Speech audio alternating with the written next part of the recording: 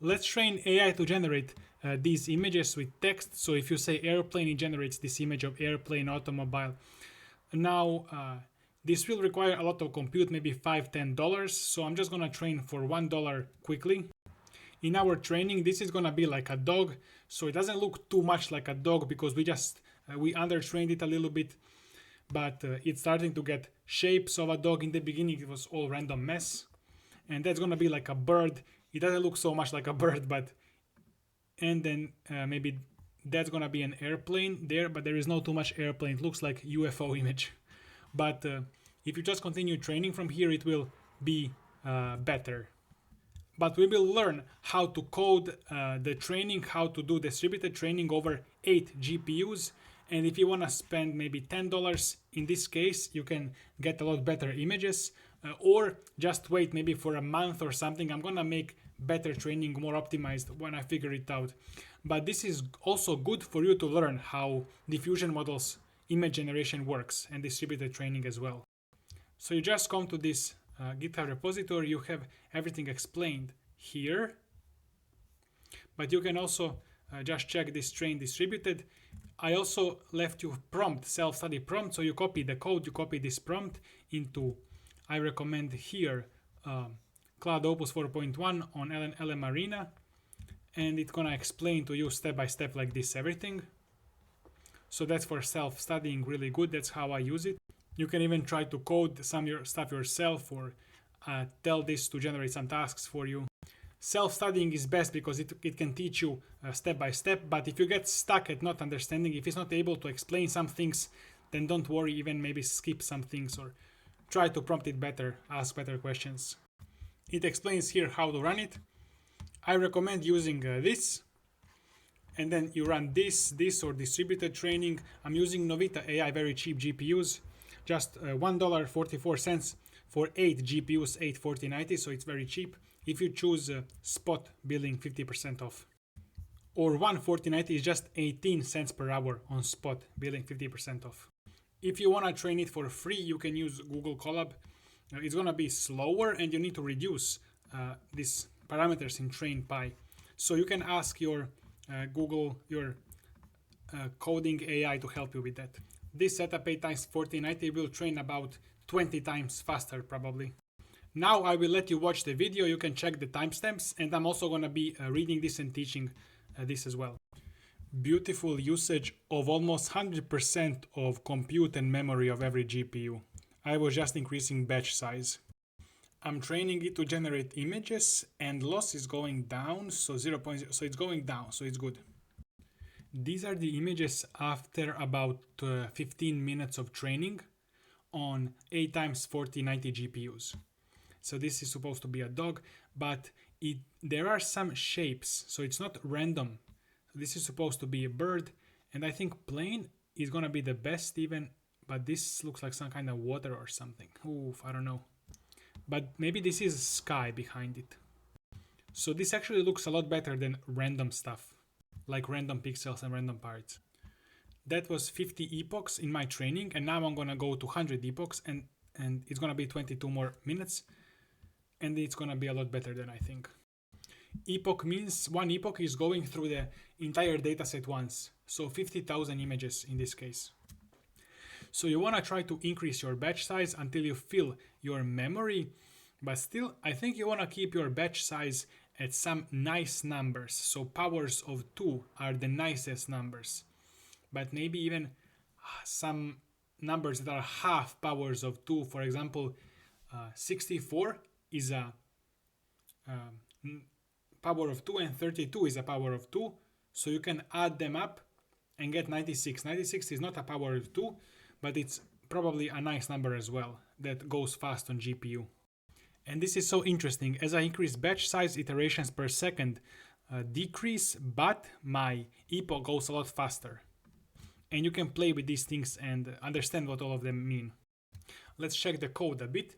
So we got distributed training with this command. So backend is nccl, uses NVIDIA's nccl library for GPU to GPU communication, like GPUs talking to each other. And init method is this env which gets GPU configuration from environment variables set by the launcher. And launcher is just the command you run for distributed training. So you say launch and then something Python file, I forgot, but there is in the README. Then we need to also set each GPU's identity. So torch CUDA set device local rank.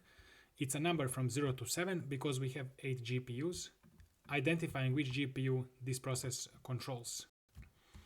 And then we have distributed data. So sampler is going to be equal to distributed sampler. And then we gave it dataset. Number of replicas is number of GPUs, which is 8. And rank is going to be the current GPU's ID that this sampler is going to run on each GPU.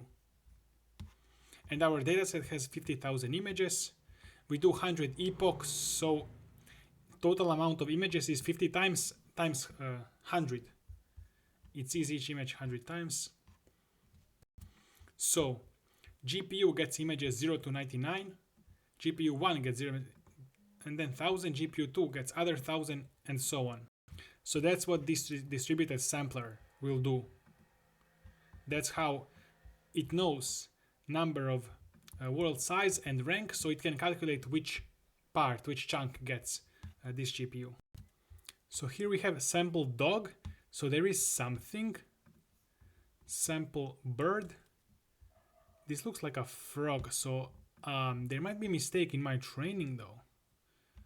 So this should be airplane.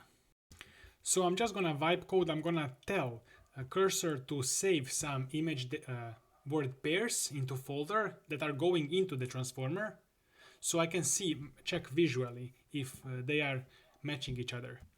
Cat, ship, truck, plane, airplane, so the labels do seem to be correct, so we just need more training then. You see how loss is still going down, so 0.425, but it's going down, So that means, I guess it's not trained yet. I heard we could need even up to 1,000 images. Sorry, 1,000 epochs. But let's hope not, we don't need that many here. The heart of distributed training. Also, I have a prompt that will give you this nice tutorial. On the GitHub, go here, self-study prompt.txt, and just copy this, and then copy entire file or part of code or whatever you copy, it will just create this nice tutorial. Also, I'm using 8 times 4090 GPUs, so on Novita, if you choose spot billing, you get 50% off. So I'm just using 8 GPUs for $1.44 per hour. That's crazy. So we have DDP wrapper, the most important part, which we wrap the model into this distributed data parallel. And device IDs is gonna be a list of local rank. Let's see. I'm not sure 100% here. This single line is the heart of distributed training. It's from PyTorch. And here's what it does.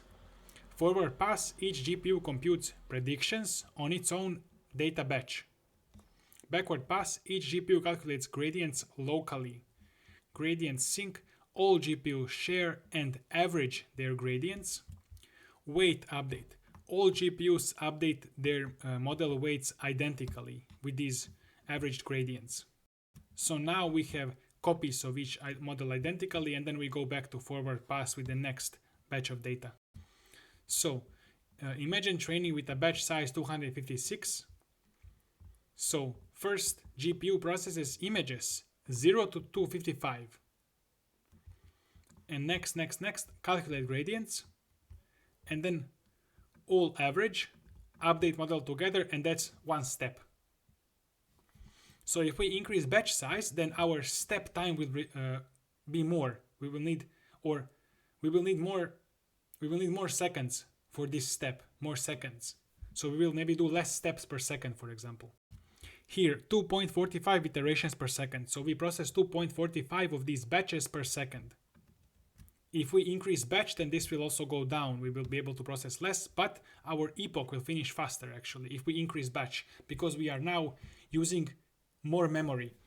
You see, I'm still not using memory fully. I'm just using almost 80%, but I should be using like 99, but it's okay.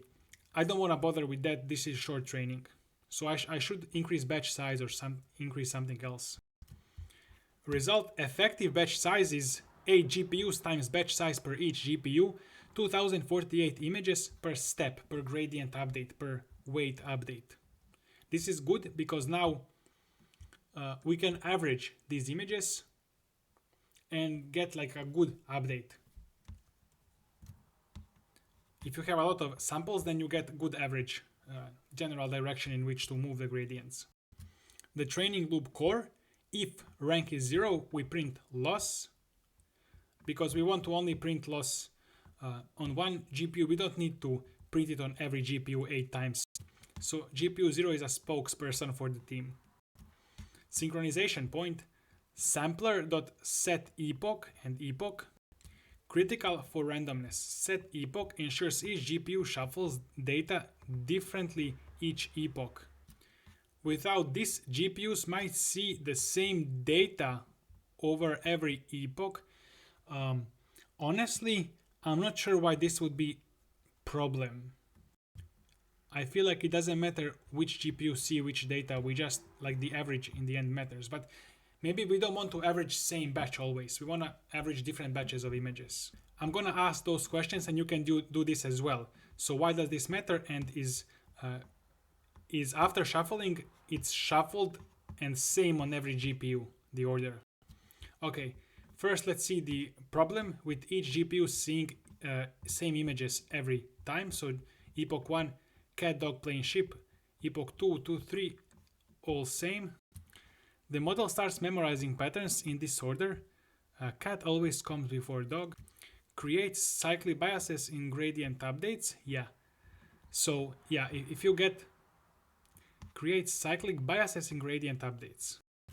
Model might learn that certain features appear together just because they are neighbors in the dataset. Reduce a generalization. The model overfits to specific ordering. So I feel like there is a bit of a dog here. I think it works. Our loss is going down. 3.82, 3.99, okay. I'm gonna train it for 50 more epochs, so 200 in total, and that's it. But maybe we should do like 1000 in reality, but it's okay. This seems to train slower than large language models though. But images and gradients get average, so information on order should be lost. That's what I feel like. So order within a single batch doesn't matter because gradients get average, but problem is about the sequence of batches over time. I'll just take it that right now Opus and other language models are not strong enough, smart enough to explain this because the explanations are confusing. So we can learn other things, because for me, like, what's confusing is there is no mechanism in model to learn the rhythm of weight changes and updates. So I don't understand how the model can learn how weights change over time. So this is what I mean, like these updates, it cannot learn like how these updates happen, it just learns something else. The real problem, statistical coverage. Here's what actually goes wrong without shuffling. GPU always trains on these beginning images. So GPU's zeros gradients always bias towards these images patterns. Okay, this could actually be the real problem. So the real problem could be that if we have same sequences of gradients, then the search in the loss landscape is always same, and there is not so much randomness and stochasticity in the search. So we need more randomness and stochasticity in the searching of loss landscape for the minimums. So that's why we want to shuffle images. I feel like we just need to somehow make LLMs be able to explain this better. Maybe they're not able to think about this. They don't have this intuitive sense of how to explain these things, how they're gonna be understood. 200 epochs, this is airplane. I don't know about this one. Okay, so this is bird. It does maybe remind of a bird. Maybe there is a bit of a bird here. And this is maybe a dog. Let me try to generate something else. Anyways, that's it for this video. Next time, I'm gonna try to make it better with more efficient, cheaper train faster. And you can use this to self-study. That's the main purpose of this repository. And see you next time. Check out other videos on my channel if you want to learn this AI research and engineering, and see you next time.